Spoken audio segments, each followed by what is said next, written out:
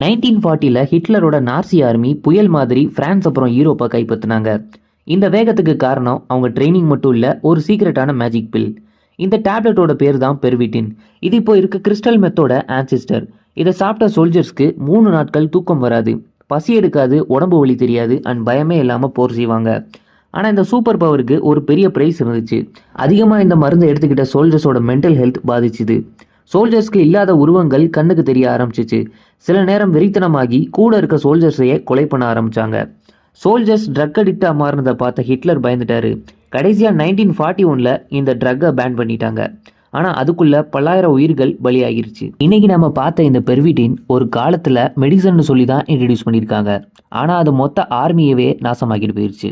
Drugs எப்போவுமே ஸ்டார்டிங்கில் நல்லா இருக்க மாதிரி தான் இருக்கும், அண்ட் போக போக தான் தெரியும் அது எவ்வளோ டேஞ்சர்ன்ட்டு. இந்த வீடியோ உங்களுக்கு பிடிச்சா ஒரு லைக் பண்ணிவிட்டு அப்படியே நம்ம சேனலை சப்ஸ்கிரைப் பண்ணிடுங்க.